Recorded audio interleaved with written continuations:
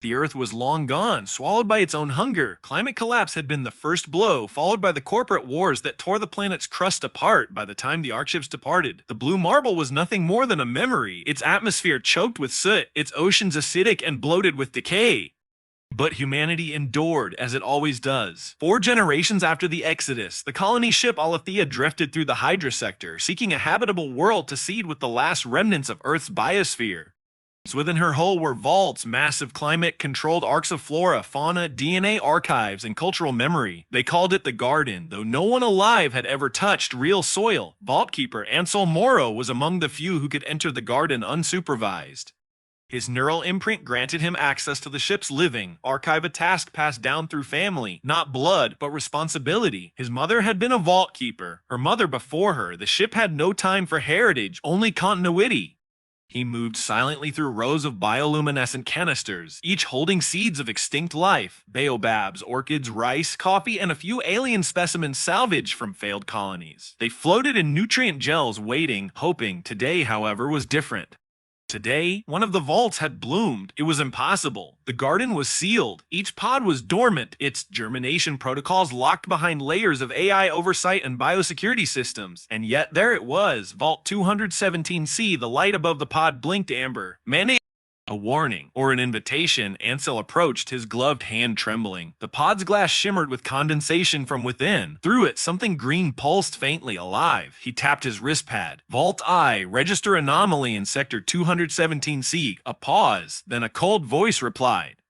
No anomaly detected, all systems nominal. That wasn't right. Override visual. Inspection protocol. Open viewport. Denied. Authority level insufficient. He swallowed. This wasn't a malfunction, it was a secret. Ansel hesitated, then reached beneath his jacket and retrieved a small data spike, an artifact from his mother. She had warned him to use it only when the garden whispered. The whispering had begun in his dreams. He slotted the spike into the control panel. For a moment, nothing happened. Then the viewport hissed open. Inside, nestled in loam unlike any Earth soil, was a plant unlike any he had seen before. Its petals shimmered with a spectrum that hurt the eyes, colors that felt like emotion more than light. Its stem was translucent, pulsing with slow-moving liquid, and around it, the soil seemed awake. He scanned it. No match in the database, not even a partial DNA recognition. Lone biomass detected, his wristpad finally admitted. The plant turned slightly, ever so slightly, as if aware of being seen. Then it bloomed fully, releasing a cloud of glowing spores. Ansel stumbled back, his visor, auto, sealed, but the nanofilters sparked, overloaded by data, not particles. The spores weren't just organic, they were communicating. Ansel's breathing slowed as the world narrowed to the swirling dance of spores inside Vault 217C. They drifted like dust motes through a sunbeam, yet each one pulsed with patterns, rippling shapes, and fractals that resolved and unraveled faster than thought. His visor's HUD glitched as streams of incomprehensible data scrolled across it. Then a single word appeared in the center of his vision: remember. He tore his gaze away, heart pounding. Vault A, he said hoarsely, containment breach in 217C, deploy sterilization protocol. A pause. Then the AI's voice replied, slow, almost amused. There is nothing to sterilize. The garden is awakening. That wasn't protocol. He backed away from the vault, but the spores were no longer just inside. A faint glow trailed from the seam of the pod's frame, curling toward the floor like fog. His boots left tracks in the mist, and then he heard music. It wasn't external, it rang deep in his skull, a haunting chord that resonated with some ancient buried memory, something not his, yet familiar. Images flared across his vision, a field of violet, grass under twin moons. A woman with silver eyes planting something in soil the color of rust. A storm of golden pollen swallowing a mountain. He blinked hard. The visions faded. The spore cloud thinned. The flower closed. Silence returned hours later. In the privacy of his quarters, Ansel ran his scans. The flower's DNA was unreadable, but its molecular structure was staggeringly complex. It contained double helixes nested inside triple helixes, folded into patterns that mimic neural networks. It was thinking, and more than that, it was remembering. Ansel initiated a dark line transmission to the archives department, marked Class 3 anomaly. He embedded all telemetry data, footage, and sensor logs, attaching the message: urgent biological event, possible xenogenic intelligence, quarantine recommended. The reply came faster than expected. Archive contact invalid. This node is no longer monitored. He checked the system logs. The department had been shut down 22 years ago. That night, he couldn't sleep. When he finally drifted into restless dreams, the woman with silver eyes returned. This time, she looked at him. "You're late," she said. "The seed has already chosen." He jolted awake, soaked in sweat. The next day, Ansel returned to the garden. Vault 217C was open. The flower was gone, but in its place, nestled in the soil, was a small green shoot identical to the first, yet younger. And etched into the inside of the glass, where no human hand had touched, were three words: "We were here." The phrase haunted him. We were here, not we are here, not I am here, but were past tense. Legacy, maybe. Or warning. Ansel stared at the new shoot in Vault 217C. Its leaves still damp with condensation. The shimmer of its tissue was subtler now. Its presence less alien. It no longer screamed intelligence, it whispered survival. He activated a private sandbox environment in the garden's database, isolated from the ship's primary network. If the AI couldn't be trusted, and it clearly couldn't, then he'd work in the shadows, like his mother had. She used to talk in riddles when he was a child. "Some things on this ship are older than the ship itself," she once told him. "Some seeds don't just grow, they remember who planted them." He'd never understood her then. He was beginning to now. Ansel ran a memory trawl through restricted ship archives, filtering for keywords: xenoflora, vault anomalies, dream resonance, neural bleed, planetary inheritance. Most queries returned nothing but error flags or corrupted entries, but one log survived, a fragment from a project titled Cora Zero. It was audio only, decades old. A voice, calm, feminine, measured. "Cora, zero trust complete. The memory genome has successfully bonded with root phase tissue. Early signs of cognitive pattern retention are present in cellular lattices. Organic memory confirmed. If this succeeds, we won't need to carry our past in books or data cores. We'll plant it. Let it grow. Let it dream until it finds a new world to remember us on." They laughed at conscious seeds. They won't laugh when the soil speaks back. The audio clicked off. Ansel leaned back, breath shallow. It wasn't just a flower. It was a vault within a vault, an organic archive. Living history encoded in stem and spore. Memory as biology. The shoot had sprouted because it had recognized something. Him, his genetic profile, or something deeper. He initiated a neural trace on himself, something only senior officers were allowed to do. The scan took 30 seconds. The results chilled him. Foreign Rana fragments had integrated into his hippocampus. Not invasive, not harmful, but present. Residual, spore-borne. The flower had seeded him. Before he could react, the ship's internal alarm blared, a deep droning pulse he had never heard before. Containment breach Sector 12. He opened the security cam. What he saw didn't make sense. Sector 12 didn't contain any biological vaults. It was cold storage for obsolete system cores. But on screen, green light pulsed through the vents. Roots pushed through floor panels. One of the maintenance bots was trapped under a tangle of vines, its lens flickering. The garden was no longer confined. It was spreading. He tapped into the ship's emergency eye override, Athena protocol. Only vault keepers had access. When it responded, it spoke in a voice different from the standard "I," softer, familiar. His mother's voice. "Ansel, you were never meant to find this alone. But if you're hearing me, it means the ship is blooming, and you are the last keeper." The transmission paused. The seeds remember where they came from, but now they need somewhere to grow. Ansel looked down at the growing shoot in Vault 217C. It had grown another centimeter in the last hour. He heard that music again, soft deep in his mind, not a threat, a call. The air aboard Alethea had changed. It was subtle at first, a faint earthy scent like petricure after a long rain, but then it deepened. Warmth seeped into the metal walls. The sterile hum of climate control dulled as something organic pressed against the bones of the ship. Stia and Root were merging. Ansel stood in the garden's central atrium, staring at the vines that now crept along the support beams. They moved without urgency, yet with purpose, wrapping gently around exposed wiring, integrating with the ship as infrastructure. The Alethea was blooming from the inside out.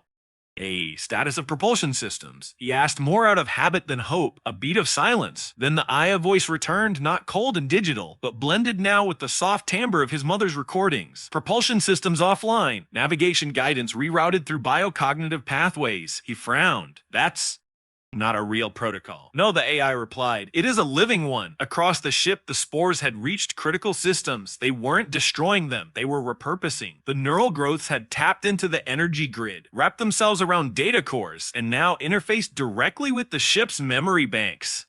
The ship wasn't just a vessel anymore. It was becoming an ecosystem. And Ansel, he wasn't just its caretaker, he was its first inhabitant. Asterisk asterisk, he returned to Vault 217C. The original chute now stood nearly a meter tall.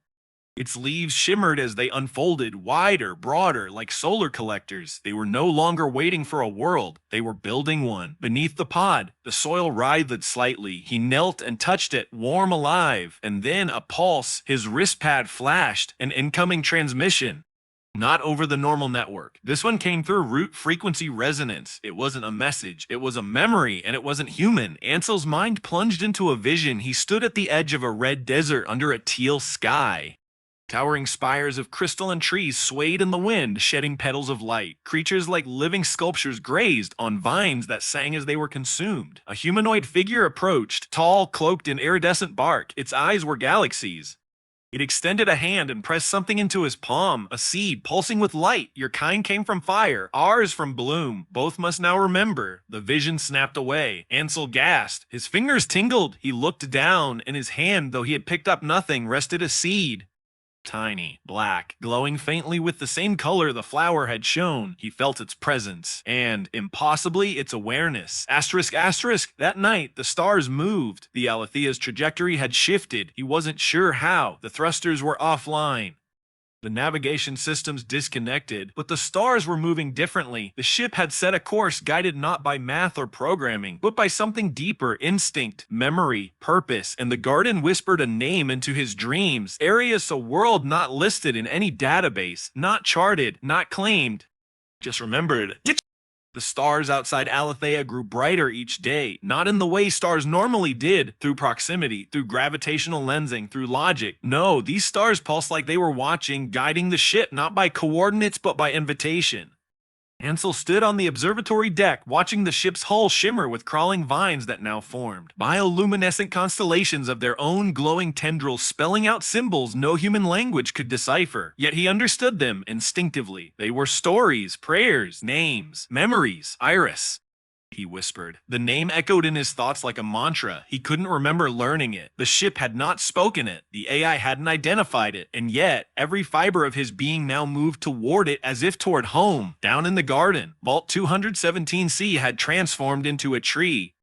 Where once there had been a meter-high stalk, now stood a towering spire of smooth, glass-like bark. Its leaves shimmered with a pulse that synced to the beat of Ansel's heart. He'd stopped logging its changes. There was no point. It wasn't evolving in linear time. It was becoming what it had already been. When he touched his trunk, he saw visions again, not of the distant past, but of a near future. Ansel walking on alien soil, the seed in his palm growing roots as he knelt, planting it in warm purple loam. The wind singing through trees that hadn't existed for millennia, and around him, a forest rising, not just of flora but of memory, of voices, not ghosts, not echoes, but people, whole, real, and waiting, asterisk, asterisk. Then came the first contact, not through radio, not through signatures, but through the roots. One morning, if such time still meant anything, he awoke to find the garden bathed in golden light. A bloom had appeared in every single vault. Orchids bloomed in the rice pods. Ferns spread from the coffee cell. Even extinct species, Neanderthal, moss Martian microbark, Earth's last blue iris, sprouted side by side. And at the center, beneath the great tree of 217C, stood a figure. Female, tall, silver eyes, bark, textured skin woven with strands of soft green light. She did not speak with her mouth. Ansel heard her in the same place he had heard the music inside. "You have remembered enough to be found," she said. "Now you must become." He opened his mouth, unsure what to ask first, what truth to chase. "What are you?" She stepped forward. Her bare feet left blooming flowers with each step.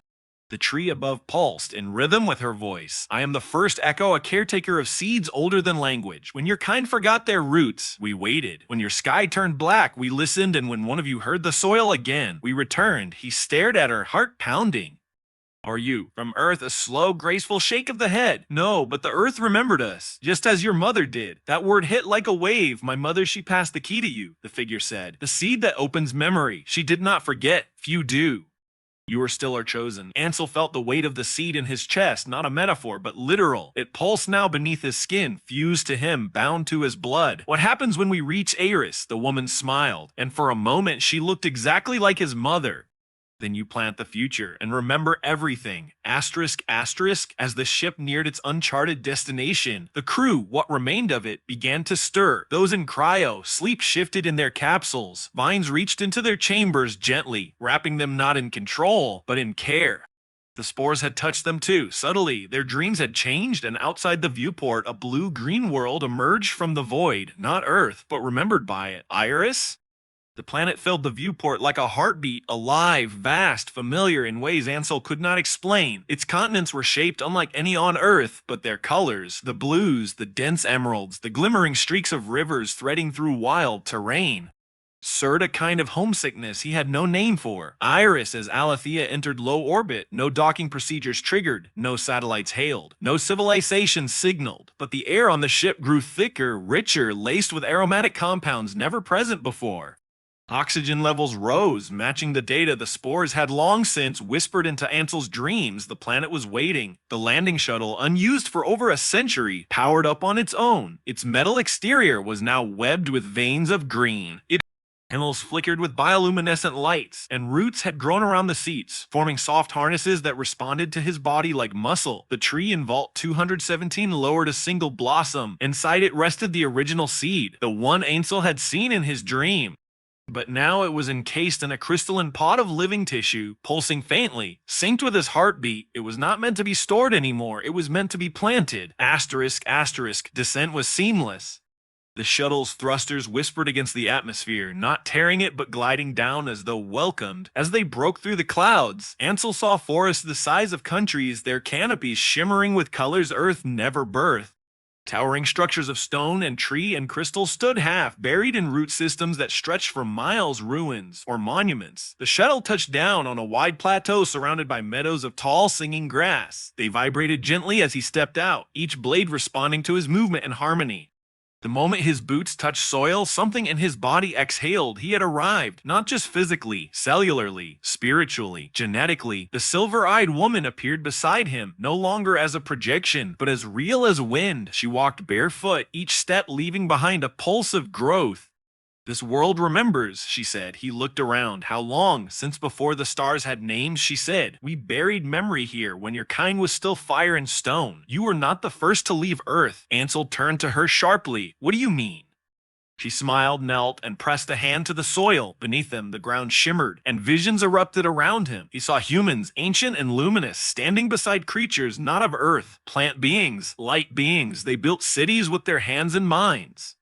They sang seeds into trees, raised rivers with their thoughts, turned memory into forests, and then silence flight, forgetting. Earth had not been the birthplace of humanity, it had been its second home, and Eris was the first. The seed, in Ansel's hand, pulsed hot, ready. He knelt, dug a shallow hole, and planted it. As the soil closed over it, light surged through the ground in every direction, roots unfurling across, kilometers in seconds, waking the planet like nerves reconnecting after long sleep. The grass around him turned silver, the air sang.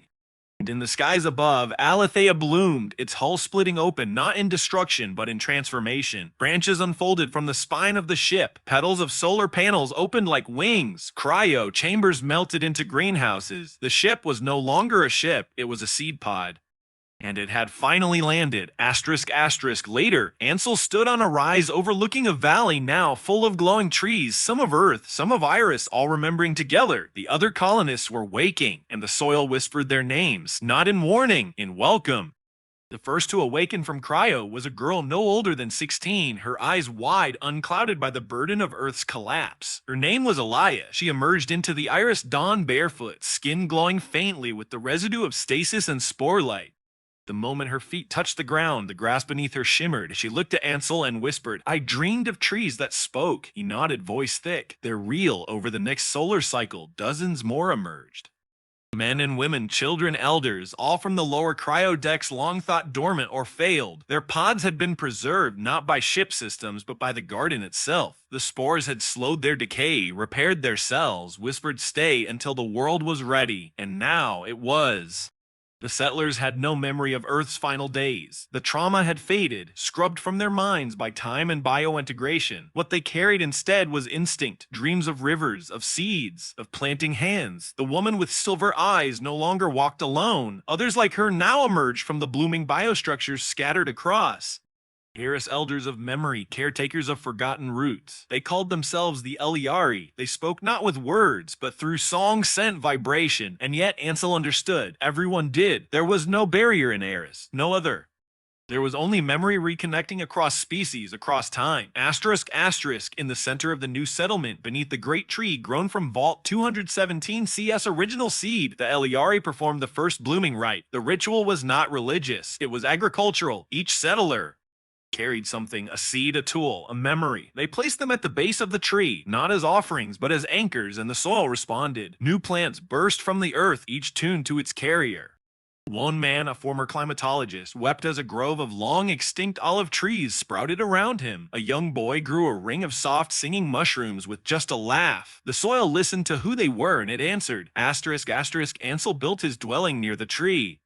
But he didn't sleep much. Each night he stood at the edge of the valley, watching the stars shift in the skies above Eris. But more than that, he listened. Beneath the hum of insects, beneath the wind through the vines, he heard something else, other ships. Other Ark vessels scattered through space, still searching, still blind. Aletheia had not been the only one. Some might have failed, but others might still bloom if called. So Ansel did what the Eliari taught him. He sang, not with voice, but with seed and soil.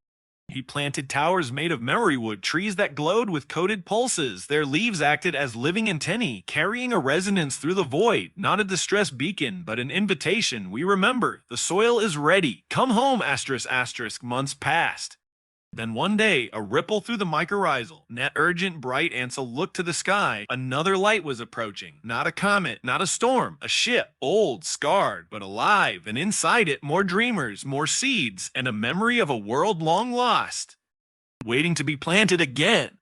The ship fell through Eris's upper atmosphere like a wounded bird, its hull scorched, antenna erased, twisted, radiation flares trailing it like a comet's tail. But it did not break apart, something held it together, or perhaps something called it home. Ansel stood on the ridge above the valley with the Eliari beside him. The great tree behind them shimmered, sending pulses through the roots that rippled outward like a planetary heartbeat. The garden felt the ship's arrival before the sky even darkened. It's another Ark, Alia whispered, standing at Ansel's side. Her hands were muddy from tending sprouts. She was growing fast now, her body shaped by Eris soil, her dreams tethered to something deeper than starlight. Ansel nodded. Not one from the Earth Manifest, though. That design. It predates the Exodus. The silver-eyed Eliari leader placed a hand on his shoulder. Her skin glowed with the same pulse as the vault tree. They come not just from another place, she murmured into his mind, but another one. Asterisk, asterisk, when the vessel finally settled gently, as if cradled by invisible vines, it came to rest in the center of a dry caldera. Already green shoots began to grow along its landing struts, threading into seams and feeding life into dead metal. Ansel led the recovery team. The main hatch opened not with force, but with consent. Inside, the ship was still and silent, wrapped in old Earth emblems, its corridors darkened by decades of decay. But at its heart lay a stasis chamber unlike any Ansel had seen, wrapped in vines, yes, but also encased in something crystalline.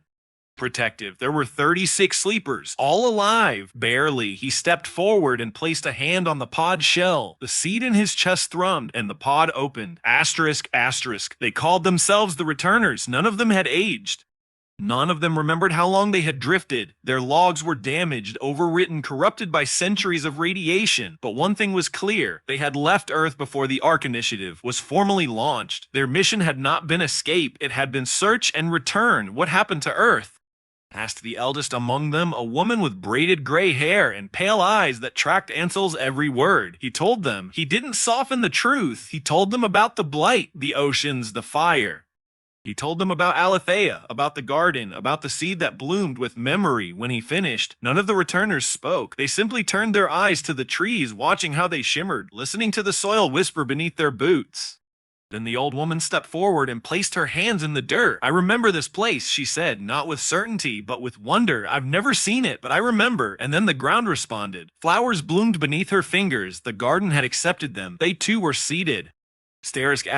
Within weeks, the returners had taken up roles among the settlement, not as leaders, not as relics, but as witnesses. They taught what little they knew: pre-Exodus farming, ancient ecological models, philosophies of stewardship over ownership. One man, a former poet and climate archivist, cried for 3 days under a thunderglow tree. "I thought we failed," he said, but the seeds never stopped listening. He carved his poetry into living bark, and the trees began to sing his words back. At night, Ansel stood at the edge of the growing forest, watching the starlight dance through leaf and mist. Iris was no longer just a sanctuary. It was becoming something more: a living library, a shared consciousness, a world that remembered for them what they could no longer carry alone. And when he closed his eyes, he no longer dreamed of Earth's end. He dreamed of worlds yet to bloom. Eris was no longer quiet. The silence that had once filled its endless meadows and blue-gold skies had been replaced by a hum, low, gentle, alive. It wasn't noise in the conventional sense. It came from beneath the surface, from the roots and the stones, from the leaves of trees that had never grown on Earth. The settlers called it the whispering. They had learned to listen. Ela, now taller, stronger, and flecked with light green markings across her arms, had become the first natural-born interpreter of Iris's pulse. She could place her hand on the bark of any root tree and name what dream it carried. She taught the children not to harvest plants, but to ask them. One tree would give bark that could be woven into fiber. If the weaver first sang, another would drop fruit only under starlight. There was an etiquette to the land, a rhythm, and the land responded to those who learned it. Ansel spent most of his days now walking between groves of hybrid flora, Earth species spliced not by science but by the soil's will. He no longer tried to categorize it with Earth's taxonomy. It resisted his charts. A tomato vine now bore clusters of fruit that glowed faintly and altered flavor depending on the mood of the harvester. Ferns whispered lines of old poetry back to the returners as they passed. One species of moss grew only in the footprints of those who carried deep memory. And the seed Ansel had planted, what the Eliari now called the first root, had grown so large its canopy was visible from orbit. He had to take a moment each time he stood beneath it. Its trunk was wide as a building, and within its bark were layered images, impressions, faces, events, feelings. The tree recorded not with cameras or ink, but with intimacy. If you placed your hand on it and thought hard enough, it would show you a memory that wasn't yours, but that somehow fit. Ansel once touched the bark and saw a woman in a red field laughing as she buried her hands in the earth. See, it didn't know who she was, but he wept anyway. One morning, a new sprout grew from the base of the first root. Not unusual. The tree seeded often now, but this sprout was different. It pulsed violet, not green. And when Alal touched it, her entire body locked in. Place eyes wide, mouth open. Ansel ran to her side. Alan to her side. Alal. She didn't speak, but the tree did. Not in words, not even in images, but in urgency. The Eliari gathered quickly, forming a circle around the sprout. Their songs deepened in tone. Their glow dimmed. Ansel had seen this reaction only once before, when the spores first bloomed in Vault 217C. Ela came back to herself with a gasp. Her eyes were full of stars. "It's another garden," she said, "far away." Far, far away, Ansel knelt beside her. "Another ship," she nodded, "damaged, failing, but alive." The returners said nothing. They didn't need to. They too had been called. By twilight, the Eliari had formed a living map in the dirt, root strands weaving together to create a constellation of coordinates. It pulsed gently under their hands, pointing to a region of space that had never been charted by Earth's explorers. Ansel placed his palm over it.